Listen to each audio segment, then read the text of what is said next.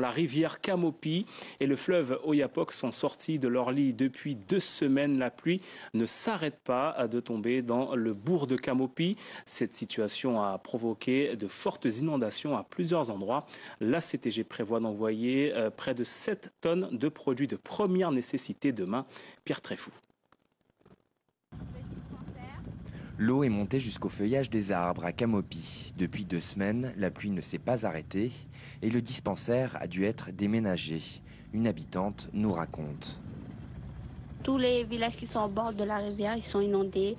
L'épicerie, il est inondée. Le dispensaire, il est inondé tout le long du chemin. Et puis, les moulins, et Saint-Sois et le Roux, ils sont inondés. Ce qui change pour nous, c'est surtout pour ceux qui ont l'habitude de faire le feu dehors. Pour certaines qui n'ont pas de gaz chez eux, mais ils sont obligés d'allumer le feu dehors.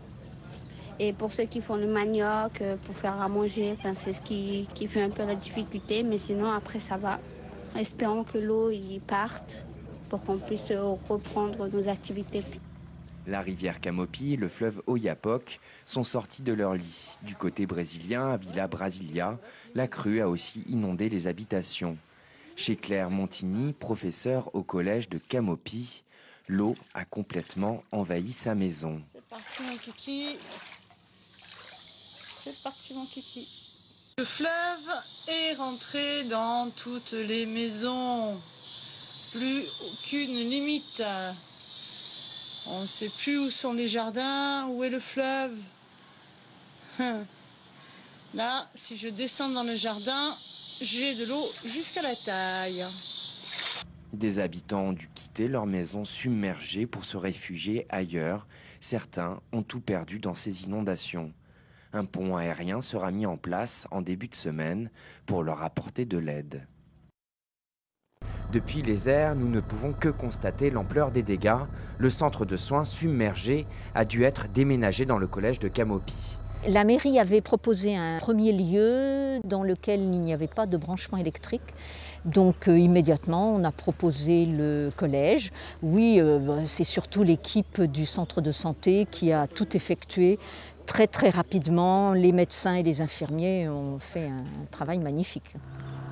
À l'épicerie, dorénavant, c'est en pirogue qu'on peut y accéder. Le gaz commence à manquer. Dans cette cocoterie, l'eau est montée à plus de 4 mètres. Le carbet, inondé, a dû être déplacé plus en hauteur. La famille envisage de construire un barrage pour les prochaines crues de l'Oyapock. Les arbres, on va couper.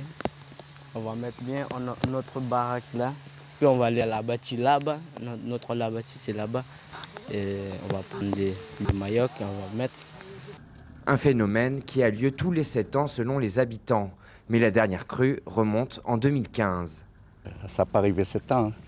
Et donc voilà, on ne comprend pas. Hier, ça a été monté, vraiment. Nous, moi là-bas, on est sur une grande piscine, quoi.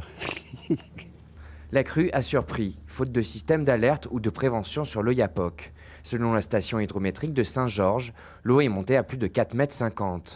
Il y a à apprendre que du projet d'observatoire que nous avons mis en place au mois de novembre 2019, le projet Bioplateau qui consiste à mettre en action des actions de connaissance véritablement de nos 2 principaux fleuves frontaliers, le Maroni et puis pour ce qui nous concerne aujourd'hui, l'Oyapock.